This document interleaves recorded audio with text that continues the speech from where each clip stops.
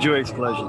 There she is. It doesn't run right now, and there's no AC, so it's a lot like home. To the dreams we shared, they were so easy to believe. From the way you're going, it's a rocky road for sure. Lift up your heart to heaven, dream. Okay, guys, get back to set. Do it for love, do it for love, do it for love. Arrivederci. Do it for love.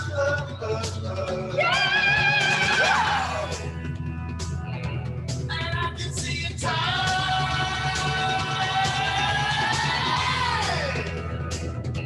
when we will get to land. And all these ghosts that haunt us, hey, that day we'll say we did it for love. I want you to know he's scared of shower shoes. He fell off the toilet as a child, and sometimes he'll speak French for days at a time. Thanks, Mr. Skip. Where I skated, Jelly Beans in Hot Lanham. I don't know if it's still open. I'm guessing it's probably not.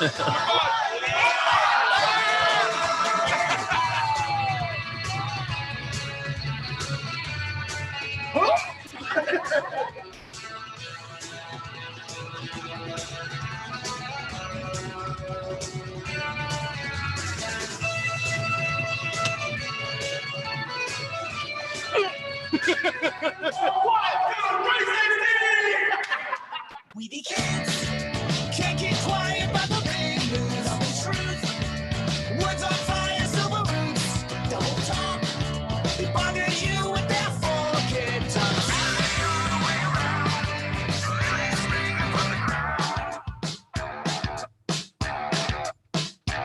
Please punch. Walking to school with my sad lunch. I think I can 'cause I think. Sweet delight. Mama whispers that it's all alright.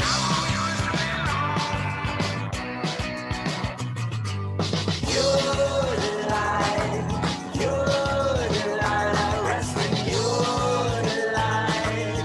Your delight, I am sure delight, my often your delight. Dear delight,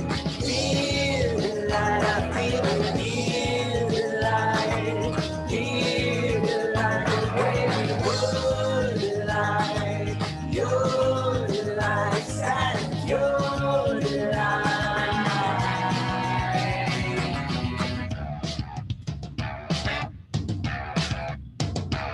Calling up, walking on air, taking the high ground, slowing down, jamming the river of my plan, falling flat, covering us with your open arms.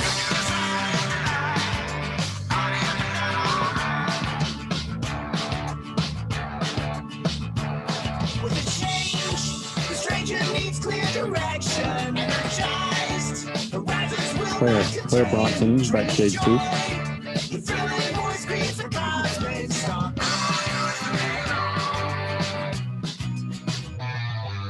Your delight, I rest in your delight. Your delight, I am sure delight, I long for your delight. Dear delight, I feel it, dear delight, your delight, your delight, we stop your delight, we are in your delight, we are in your delight, sure delight, we are in your delight, we are in your delight. Tonight's conversation with Electric Jesus Team will be moderated by Claire Bronson.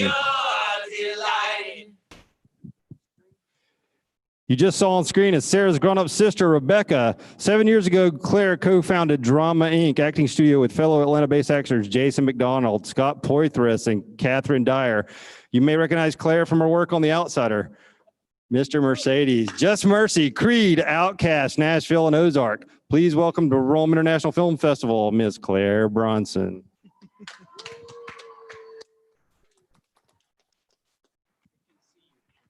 They can see us. Is this going to go up?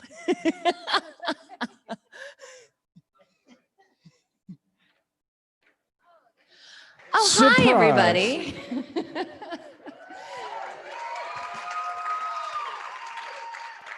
Thank you for coming out tonight, and thank you to Rome International Film Festival for having us. And Seth, this is fabulous. Oh, look at that. Don't look at it. Don't look at that. Don't look at it. Just Don't look at away. it.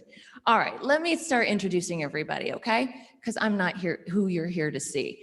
I would like to introduce the executive producer of Electric Jesus, Emily Reach White.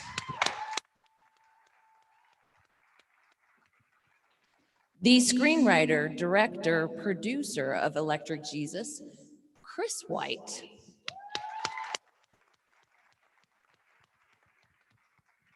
Editor of Electric Jesus, Scott Lansing. He played Christian rocker Chris Angelopoulos, Sean Parsons. He played 316's bassist, Gunnar Willis.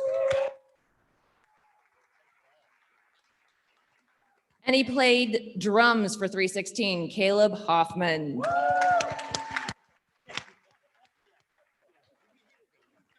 And joining us from Del Mar, California, he played band manager Skip Wick, Brian Baumgartner.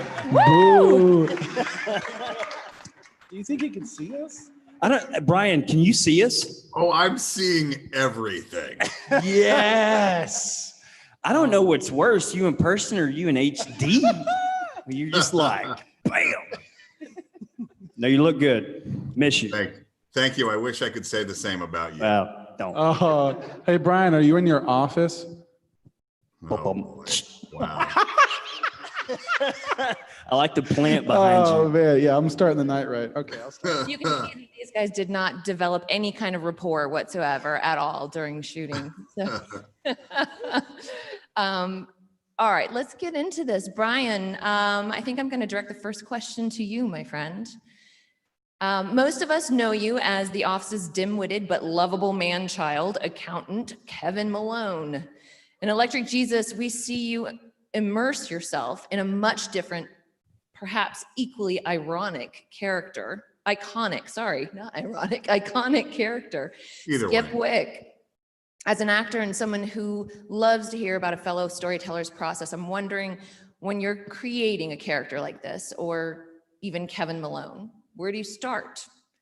How do you put a character like this together? Is it internal or external? How do you, as an actor, create such honest but broadly comic characters? Well, let me first say that's the most complicated question I've ever been asked in my life. So thank you very much for that. Actually, where I want to start is I'm so sorry that I'm not there. As some of you may know, I'm from just down the road and have deep ties to the state of Georgia. And I will come back and see you all very, very soon. But to answer your question, you know, what excites me about being an actor, the reason that I'm an actor is about creating characters. And you asked, you know, where does that process start? That was one of your 15 questions. I think for me, it's a combination. It's a good question because I think that, you know, at least for me, I think one of the things that's unique about the characters that I create or try to create is that there is a physicality, I believe, to everyone. Everyone is different. So like the example of Kevin Malone on The Office is I just used to think about him as not being able to move at his waist, which meant if he turned from side to side, his entire body needed to turn from side to side. So there is a stiffness that's built in there. And I think that the reason that I took this role in Electric Jesus was this character physically, emotionally is different than any character really I've been able to play on film. His foibles, his internal conflict was very interesting to me. And so I was excited to be able to dive into something so different than the kinds of things that I'm known for in film and television, but try to find the comedy of the role, but also the heart of the role. And as I have said a lot, I feel like it's never my job to judge a character. That doesn't serve any purpose, but to really play from that character's perspective and wants and needs. And, you know, this role gave me an opportunity to explore a different side that was tremendously fun for me. That's awesome. Thank you. Did you answer all 15 questions there? Probably not, but I didn't have an abacus to count them and check them off, but I got as close as I could. All right, well, we'll come back to you when you want to answer any of those, okay? Thank you. Chris, I'm going to direct this next one to you, my friend. Electric Jesus is a memory movie narrated by the film's protagonist, sound man Eric, played by Andrew Eckel. This is a common coming-of-age trope. As the writer, can you speak to one, why you employed this device, and two, how it affects the film's treatment of and response to Sarah? Sarah, played by Shannon Hutchinson, who is arguably the story's true protagonist. So I had a really great thing about this movie was that I got to write it and direct it. So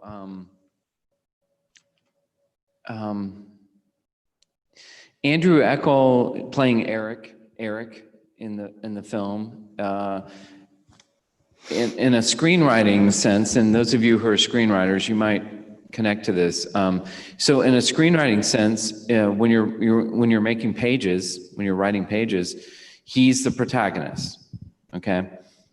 But as we develop the film, I think the character of Sarah is actually reveals herself to be the protagonist. So the complication, the thing about the movie that's difficult to accomplish, and I don't know that we actually accomplish it, is that she is the protagonist. So we have to reveal that slowly through the movie. So, you know, the character I identify with is Eric. So as I'm writing, I'm telling my story, and this is the story of Eric. And then suddenly it occurs to me that actually Sarah's the story's about Sarah. Again, I don't know how successful we are in accomplishing that, but if you watch the movie and you feel like, hey, you know, Eric's a little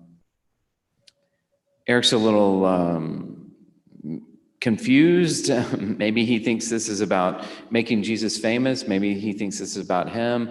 I was struck tonight with the scene where Eric says, Sarah says, my dad called and I have to go home. And Eric says, you're the most important thing, you're the best thing that's ever happened to me. And she just kind of looks at him. I mean, hats off to Hutchinson for that moment. The film doesn't go out of its way to tell you, you know, our protagonist is wrong.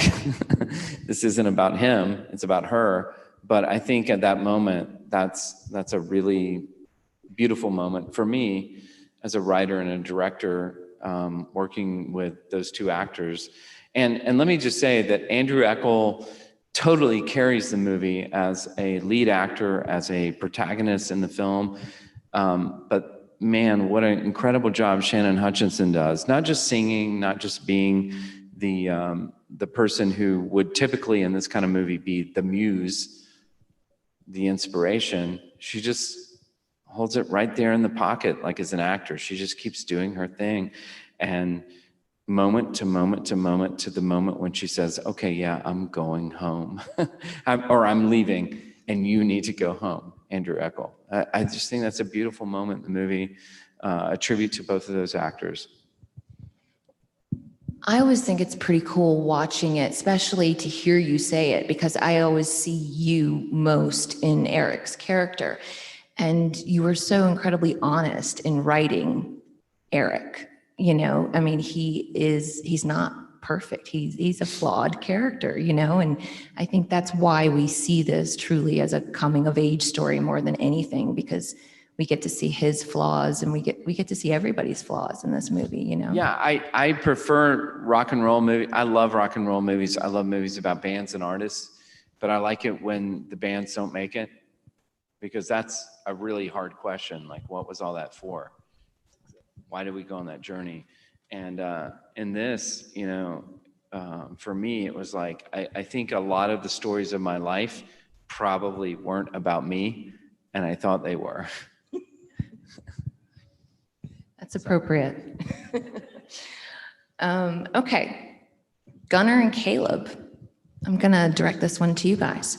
Uh-oh.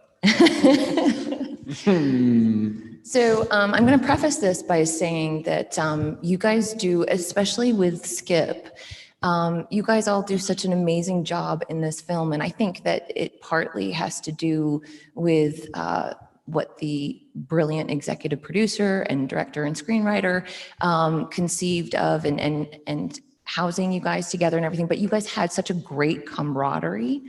It's just evident in so many of the scenes, you know, I mean, when you guys are recording and you guys are jamming out, or when you guys are in the hotel room and that's being generous, isn't it? The motel, the dive motel, Very generous. I was pretty sure it's haunted, right? Do any of you have history in being in a band? I just want to see like what your history is, or if this is all just movie magic. Well, the reason why Electric Jesus struck the note that it did with me is that I was in a worship team when I was in junior high. I think I started when I was 14 years old. There's two things I wanted, and I've told Chris this before. I prayed when I was in middle school. I was like, Lord, I want 6-pack abs. And I also want to learn how to play the drums. And one of those... Who hasn't had that prayer? You know? One of those prayers got me to this gig, and it wasn't the 6-pack abs. But I'm all right with it. But I was in a worship team for about 10 years. We played D-Now weekends, and we were on the road. So the weird thing about this movie, like literally, dude, this is so weird. Because it's like I'm reliving being able to play Scotty in this movie, my childhood, but with a mullet in 1986. So praise the Lord.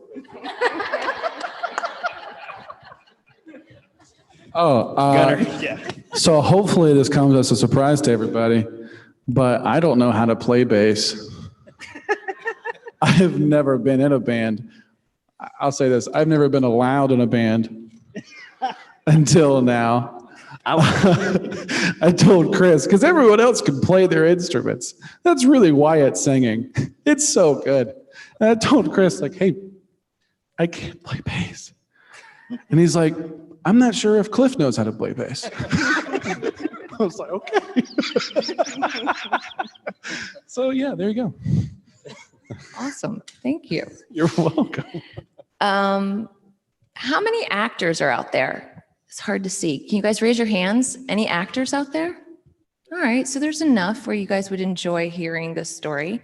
Sean, you want to tell us how you got involved with Electric Jesus? Sure. Hello. many of you aren't actors out here, but it's not, except maybe for Brian, people aren't calling you, offering you jobs. You have to really reach out at times, hope that your agent or somebody is really working for you, which often is not the case. But I get access to the breakdowns, which is where they post all the legit acting jobs. And I saw this movie called Electric Jesus, and it's just a bunch of words on a page, and it's about Christian rock. And I was born and raised in Dothan, Alabama, and went to church 3 to 5 times a week, and was never into Christian heavy metal. I'm not quite that cool, but we were into like Christian pop and stuff like that, which is not cool at all. But and so I reached out. I dug out Chris's information, and I reached out to him, and I said, hey, man, I know this world. I want to be a part of it. And I was unemployed at the time, so I was looking for a job anyway, so it was a double win. And I thought maybe I'd get to play a pastor or something like that. And he hits me back and says, yeah, man, I think you'd be the great as the veteran rock and roll tough guy. And I was like, oh, okay. So anyway, it just happened like that. Very fortuitous and lucky, and taped an audition for him. And next thing I know, I'm on a plane to Columbus, Georgia, and working with this awesome group of people. So reach out, touch someone. That's right. Not literally. Yeah. 6 feet. Okay, Brian, I'm going to ask you another question. Are you ready? Okay, let me write this down. So there's going to be so many parts. Let me write this down. Hold on. He's been waiting this whole time Yeah. to make that joke. Look at him. All right, I'm going to keep this one short and sweet. Okay. I want to know what drew you to this project, because I can imagine that after The Office, you get asked to do a ton of projects, read a lot of scripts. So what stuck out to you about this script, about this project? Yeah. Well, actually, I'm gonna answer this question in a way that I haven't actually answered it in this way before. I mean, I think there's 2 parts. One, I sort of talked about before. I mean, for me, mostly it was about the character that I had the opportunity to create. I was really interested in him, and I was very interested in exploring. I mean, me being from the South, I grew up, I was alive in the 80s, unlike some of my cohorts there. But I was not into Christian heavy metal music or Christian music of any kind, quite frankly. And I think for me, I read it and I was like, wow, the journey that he's able to go through, or that we're able to see him go through in the course of the movie, is very rare to be able to play. And I think the thing that I haven't talked about before is, I think my only concern initially was, in art, I'm not interested in answers. I'm interested in questions. And so for me, this is for me, my first question and the conversation that I had with Chris is this a Jesus movie? Is this a Christian movie? Is this a movie that espouses one particular perspective and doesn't waver from that? And because if it was, I probably wouldn't have taken it, because for me, that's an answer. And for me, art is about question. It doesn't mean, I'm a Christian. I mean, it's not about what that answer is, but answers in art is not that interesting to me. So that was another thing that drew me to the project, that it was about these kids go in a specific time and place, that were going through a specific journey led by someone who shouldn't lead anyone. And where they arrive at the end of the movie is different from where they are at the beginning. And I don't even mean the flash forward. And so the exploration of that journey, I thought was cool. But clearly for me, it was about the character. Yeah. And from the first conversation that I had with Chris, I felt I mean, sometimes it works and sometimes it doesn't. And I just really responded to the types of things that, that he was saying and that he wanted to look at and what he was doing for this movie. And by the way, I'm sure these guys can talk more about it. There were people in this movie who were attached cast, some of the band members 3, 4, 5 years. I mean, maybe not 5, but, for a really long time. And the commitment that they had to the film and the commitment that they had to each other, which was evident from the moment I arrived in Columbus, Georgia, I was like, I better keep my stuff together here because they know what they're doing. I just don't want to mess it up. So, yeah, it was a unique experience in that way. And so much of the movie, which is also unlike a lot of movies, there was a core group of us that were in most every scene. And so the opportunity for us to play offset, and also on set for such a significant portion of the movie, that was a really cool experience. Now, that being said, they're all idiots, those guys. I mean, they're absolute morons. Nice about us. Yeah, no. I was just about to ask if you said something nice about us, and you just had to ruin it, Brian, just once. Hey, Brian, shorter answers, okay? we're not. Yeah. Thank you, Caleb. I'm just Well, kidding. okay, you kind of hit on that at the beginning. That's a nice transition into, I just wanted for you to elaborate on, you came into this project definitely being the one that was alive in the 80s and working with a bunch that weren't alive in the 80s, leading them, somewhat like your character, Skip Wick. So how did you work on creating those bonds with the band? And because you guys are you're the heart and soul, the group of you, what is it, the 6 of you? Yeah. We can't count. 6, 7 of you, 7 of you, and you guys are like in every scene together practically. So what did you find that was helpful? What did you find that was helpful that the production did that helped you guys to create that on-screen chemistry? I'll keep my answer shorter. I think Chris can probably speak to that way better for me, but I will say to him, because it was him. He from my first conversation with him, he talked about stories that he had heard about Robin Williams with the kids in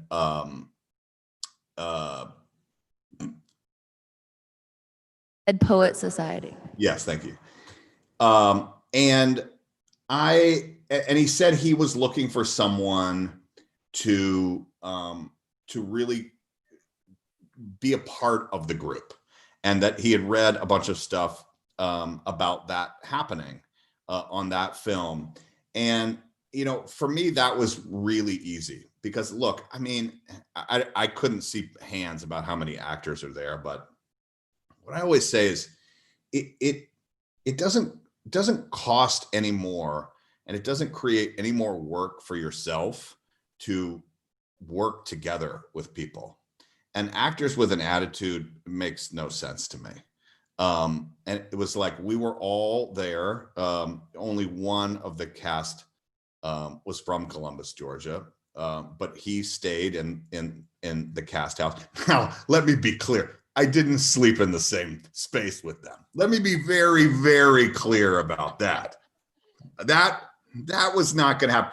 But we did, I feel like, hopefully they feel the same way, that, we all created a bond together and individual bonds amongst us. And I think that helped the movie. And it's just the one story that I'll tell, because we all talk about it, and I don't know if you're going to ask about it, but the scene that took place in that motel that you referenced, I mean, that was 2 overnight shoots, meaning like get to work at 7 p.m. and be done when the sun comes up, because, there was no way to block light. It had to be shot at night. It was taking place at night.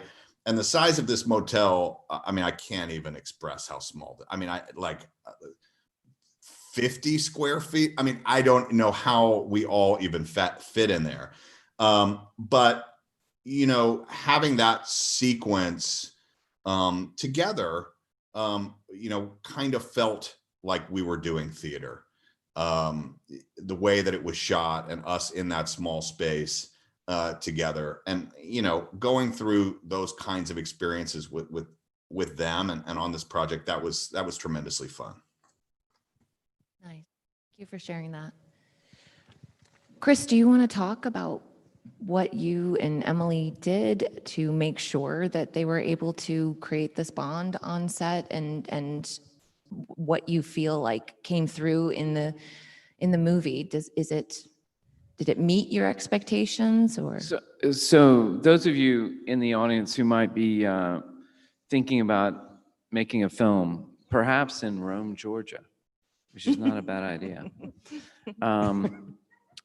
You get to this point where you're trying to budget the movie. You're trying to figure out how much is this going to cost to make. And I happen to work with an executive producer who I'm married to. And she's here right now. And we don't always agree on everything. And so as you start budgeting the movie, you know, anything extraneous, anything that you don't really need to spend the money on, you probably shouldn't spend the money on. One thing that I was pretty adamant about artistically was that we had to spend the money on making all 6 young people friends. And then we had to spend the money on making whoever was the band manager come into that space and also be a friend. So we spent time and energy, not just, I mean, a couple of weeks prep, but we spent a lot of time before that, a couple of years, in fact, like trying to make sure everybody was friends. And I think it comes across on screen. It comes across in person right now with Caleb and Gunnar. But that was one of the ways we spent money. We just said, like, we have to have people be friends. Do you want to comment on that? No, we did cast the movie in, I believe, spring of 2017, and then we shot it. We were planning to shoot it in the summer, and it fell through. And then we were planning to shoot it in 2018, and it fell through. And then we shot it in the summer of 2019. So, yeah. So part of that was accidental, but as we were getting it off the ground, the screenplay got into film festivals, and we brought all the kids out and put them up in a house and had them, you know, read their scenes at the film festival, and just at a certain point, 2 of them became roommates and they started hanging. There were just different things we did. We did a screen test, and they all came out and did the screen test. There were just little steps we took towards the final movie. We're like, we know we're going to make this someday. It's going to happen, and we got to figure out the right way and the place to do it. But while we're waiting on that, we're going to just invest in and commit to these people. And it was a little stressful because, you know, they were getting older as the years were ticking by, and we're like, one day this is going to be a movie about a bunch of 30-year-olds who are in a high school band together. It's going to be fantastic. We were just going to love We it. are closer than I'd like to say. We were just praying for Wyatt's hairline Yeah. to just stay as forward as possible. Our costume designer gave him a lot of headbands and different things to help out. Yep. I was just trying not to get fat while waiting. Yeah, that would Yeah. suck. Yeah. And with varying degrees of success. Yeah, there can only be one in the group, right? I'm sorry. He was my roommate all throughout EJ, so we love making. I wasn't each other just your roommate. I was almost your bedmate. We had every morning. I'm sorry. I took it over. Claire. Every morning, his alarm would go off, and he sleeps like a rock. So our routine is that his alarm would wake me up. Yeah, would wake me up, and then I would just slap him in the chest. Yeah. He'd go, "Yep," and then that's how we woke up every morning. We're great friends. Hey, Brian. So this is kind of for anyone who wants to answer. Speaking of things not happening as they are planned, I think one of the student films was appropriately named Expectations versus Reality 2020. What is it like to shoot a film and have it get all ready to go to the festival circuit, and then all of a sudden COVID hits? Thank you, Seth and Rome International Film Festival. Right? Woohoo! I don't know. I defer to my friend Scott, who edited the movie, to talk about making a film in 2020. Luckily, we had shot the film in 2019. So yeah, we got into post, and it was like this great feeling that the whole world was collapsing. We're like, we have a film that's shot. Yeah. This is amazing. Yeah, I don't know. It was a great experience going into post and having the elements and having the actors and the performances that were there to create. And in a lot of ways, I think I was, I'd come up doing shooting death metal bands, so I was doing Bloody Mass. So I was brought in like almost, I feel like the energy of conflict to it, and the question was, when you've gone through band experiences and you watch bands and you see them, and I wanted to make a band movie, and I wanted to make a movie with Chris that made a movie that went beyond the Christianity, because every band is inspired just like a Christian band. So there really was no difference to me. They all have a reason, and they're all being called to do it. So it was a very simple process. So and when you have the performance of these amazing actors, it was easy to form that story. So. Two things I want to say. One, in the edit, if we got into trouble, if the edit wasn't working, we just said, "What's Gunnar doing?" Yes. Exactly. Cut to Gunnar. That'll get us out of the corner. So yeah, it was funny because it would always be like, during production when we're shooting, everyone's like, "Have you seen Gunnar? He's really funny." And I'm just kind of watching so many different things, and I'm like, no. And then I get into edit, and it's like, yeah, we can always just go to Gunnar if something's failing. We did. Like something's not working, just go to Gunnar. Yeah, it's great. Another great story about the edit. So Scott and I got to almost the final cut, I guess. And I just knew from a film festival experience that Eugene Gertie, and he is Scorsese's sound mixer, sound editor. And he's mixed every Scorsese film, pretty much Goodfellas on, I think. And he lives in South Carolina, where I live. And I had a mutual friend, and I said, "Hey, can Gene Gertie watch Electric Jesus?" And this friend said, "I don't know, like, call him." So I got his number, I called him and said, "Mr. Gertie, can I come to your house and show you Electric Jesus?" And he said, "Yeah, sure, come on." And this is the week before everything shut down because of coronavirus. This is like February, whatever, maybe the first weekend of March. So I go to Gene Gertie's house, and I said, and we there was like literally an Oscar for well, I'll think of it in a second. There were 2 Oscars in the room, and he goes, "Okay, show me your movie." So we played Electric Jesus, not the final cut, but the next to final cut. And he goes, and he watched it, and he was like, "Yeah, that was really good. You know, I was into Christian rock." And I was like, "Really?" And he's like, yeah. I was working at Lucasfilm at some point on some movie for Martin. And I met this musician, this Christian musician named Michael W. Smith. Have you ever heard of him? I was like, "Yeah, he's the coolest guy ever." I'm like, yeah, Michael W. Smith, I've heard of him. And yeah, he's really cool. And he goes, "This movie's gonna go places." And I was like, "Well, so what do we need to do to fix it?" And he goes, "I don't know, just, do you want me to sound mix or sound edit the movie?" And I'm like, I mean, we were already working with Moonshine Post in Atlanta. And he goes, oh, yeah, those guys are really good. I've heard of those guys. Well, look, let those guys do your movie. If you have any problems, give me a call. And we didn't have any problems.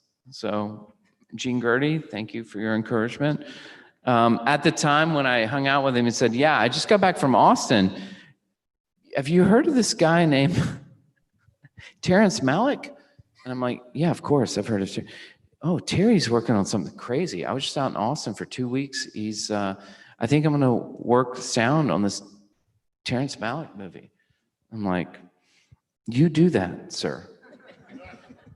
We're good on Electric Jesus. Yeah, you're good on Electric Jesus. So I don't know if we were good on Electric Jesus, but that was super encouraging. And also, like, he loved the edit. So there you go. And that was cool. Yeah. How many films have you guys done together? The two of you. Me and Terrence Scott, Malick. You, Me and Brian Baumgartner. you and Scott. Me and Scott. Yeah. So I found Scott. I was struggling with a no budget movie that Emily and I had produced called Cinema Purgatorio, about some filmmakers who thought if they met Bill Murray, they would make their career. We did meet Bill Murray, and it didn't make our career, but we did finish the film, and Scott made the film funny. And then after that, we worked on another short feature called Unbecoming. And now we're working on a short film starring Claire Bronson and Chris White and Shannon Hutchinson called Charles Vanderchap. So got to get to work on that one. yeah, we got to get to work on that. But yeah, we worked on one feature and one anthology feature together. But we just, I don't know, we hit it off. Yeah, we were both fans, and I think we just big observers of the music scene, and we had something to say about it. So I'm the guy that makes sure the parents are okay with what we're doing, and Scott's the guy that gets us in trouble. yeah, so kind of Obviously, from seeing this, so. I want to know if anyone in the audience has any questions. Do we have a way of asking questions from the audience? Yeah. Toss it Does to you. anyone have any questions out there? If you do, just wave your hand or.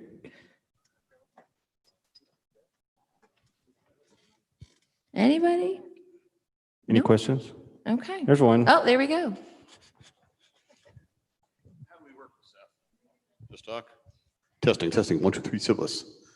test. You're a pro. Ryan, real fast. Hey, found out the other day that you are only 9 days older than me. So shout out for Sagittarius of 72. Quick question for you. I was born in 92. I don't. born in I think 92? my Wikipedia Well, is you've got me wrong. beat, sir. You've got But me I'm a Sagittarius for sure. Yes. where you're at in your career at this point, having established an iconic character such as Kevin from The Office, is it safe to assume that when you return to places like Columbus, Georgia, working on independent films, you find it more artistically rewarding based on what you were saying earlier than what you might find out in Hollywood, working television and movies? It really is a project basis. I mean, I will say I've been working a lot outside of Los Angeles the last couple of years, out of the country in some cases. I don't know. I enjoy actually the immersion that is able to happen when I go away. It makes obviously a lot of things more difficult, but the process of being on the road and especially when you're on the road with other people who are also on the road, there is a bond that happens, I think, sort of organically. So I enjoy that, but I think mostly it's about what the specific project is. Columbus was specifically fun for me because I am from so close by and had spent some time there many years before, right after I was born in 92. But yeah, I enjoy being on the road and the ability to immerse. There questions? Wes?